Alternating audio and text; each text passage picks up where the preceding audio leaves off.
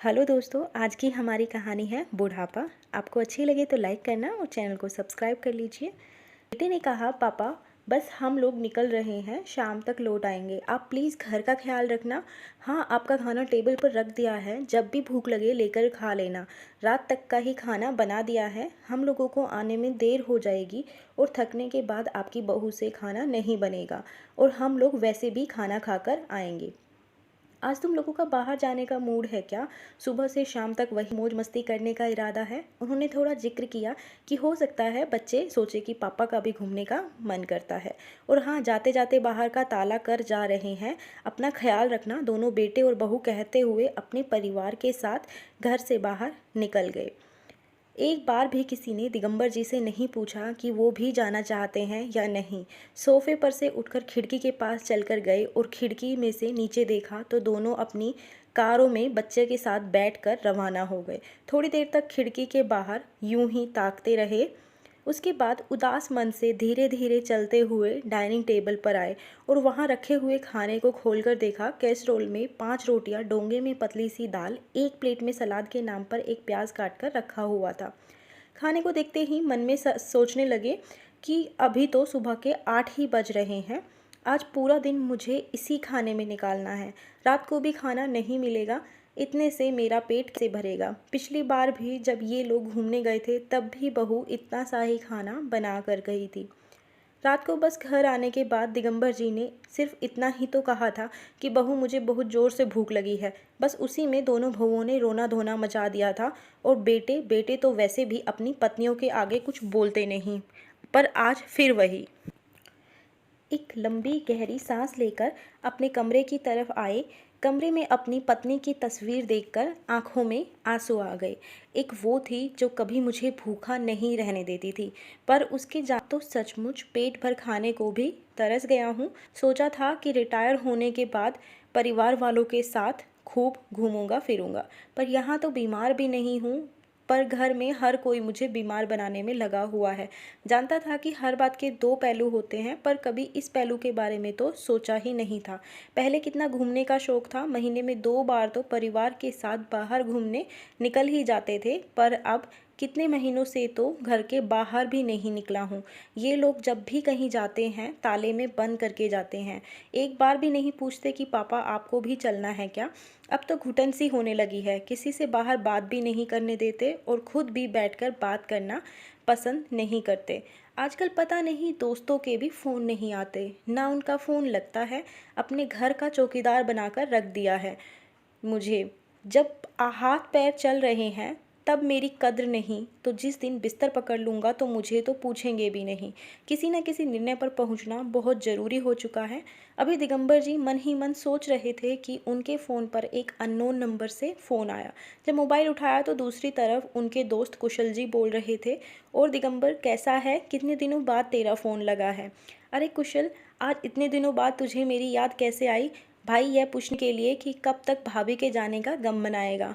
कुछ आगे का सोचा है कि नहीं? मतलब यह है कि इस बार हम सारे दोस्त मिलकर रामेश्वर घूमने जा रहे हैं। उनके दोस्त ने बताया, तू भी चलेगा इस बार? पिछली 2 बार भी तुम मना कर चुके हो। मैंने मना किया कब? अरे पिछली बार वैष्णो देवी पर गए थे, उससे पहले मानसरोवर यात्रा पर गए थे। तेरे फ़ोन पर फ़ोन लगाओ तो लगता ही नहीं है। आखिर तेरे बेटों को फ़ोन लगाया, तब तेरे बेटों ने कहा कि पापा मना कर रहे हैं। अब मम्मी के बगैर उनका कहीं मन नहीं लगता। इस बार मैंने किसी और नंबर से फ़ोन लगाया तुझे, कमाल है, ये नंबर तो लग गया। सुनकर दिगंबर जी हैरान रह गए। उन्हें तो बिल्कुल पता नहीं था कि पहले भी 2 यात्रा जा चुकी है। मतलब बेटों ने उन तक बात पहुंचाई ही नहीं, और फिर उनका मोबाइल। अरे क्या हुआ, जवाब तो दे। अचानक कुशल जी की आवाज़ से दिगंबर जी की तंद्रा टूटी। अरे हाँ, इस बार ज़रूर जाऊंगा। कितना क्या पेमेंट देना है वो बता देना, मैं डिपॉज़िट करा दूंगा। चल, मैं तुझे व्हाट्सएप ग्रुप में शामिल कर लेता हूँ, वहीं सारी डिटेल भेज देता हूँ। और रही बात पेमेंट की, वो तू बाद में दे देना। कम से कम तूने हाँ तो की। वैसे भी हम कल ही रवाना हो रहे हैं और तेरी टिकट हमने पहले ही करवा ली थी। अगर तू फ़ोन नहीं उठाता तो हम आज तेरे घर आ जाते। अच्छा ठीक है बाबा, पर डिटेल आधे घंटे बाद घर भेजना। चल फिर फटाफट से तैयारी कर ले, कल सुबह ही निकलना, कहकर कुशल जी ने फ़ोन रख दिया। कुशल जी के फ़ोन रखते ही दिगंबर जी ने अपना फ़ोन चेक किया। दिगंबर जी के अधिकतर सभी दोस्त उनके ब्लॉक लिस्ट में थे। देखकर दिगंबर जी का दिमाग चकरा गया। इतना बड़ा धोखा। कुछ देर तक आंखों में आंसू लिए अपनी पत्नी की तस्वीर की तरफ देखते रहे।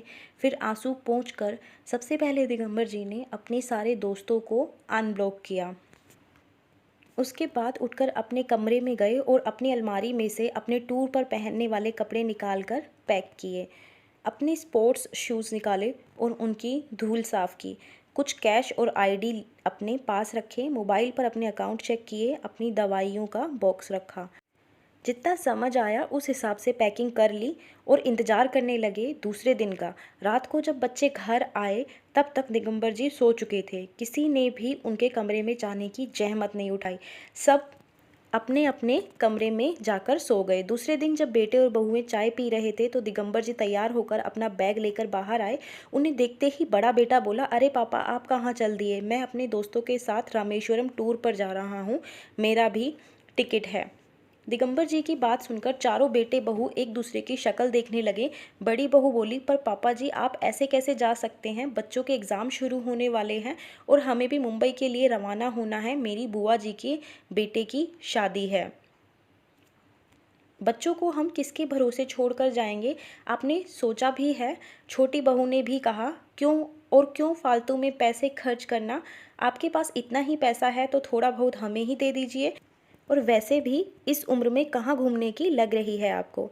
कल को गिर पड़ गए तो सेवा कौन करेगा? इसीलिए चुपचाप अपना सामान वापस कमरे में रख दीजिए। मुझे ऑर्डर देने वाली तुम कौन होती हो बड़ी बहू?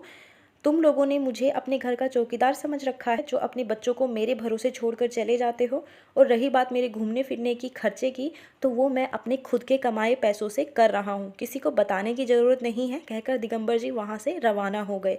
बेटे और बहू से कुछ बोलते ना बना। कहानी की सीख, जब तक आप में खुद में ताकत हिम्मत बाकी है, किसी का सहारा मत ढूंढो, किसी से उम्मीद मत रखो, क्योंकि लोग अपना असली चेहरा तब दिखाते हैं जब सामने वाला कमज़ोर लगता है और आप पर हावी होने की पूरी कोशिश करता है। उम्मीद रखने से धीरे धीरे दूसरे पे आश्रित होते चले जाते हैं और कब आप खुद को लाचार और कमज़ोर समझने लगते हैं आपको खुद नहीं पता चलता। दूसरों पर आश्रित ना होने से आपका आत्मसम्मान बना रहेगा। धन्यवाद। कहानी अच्छी लगी तो लाइक एंड शेयर करना, चैनल को सब्सक्राइब कर लीजिए ऐसी ही और कहानियों के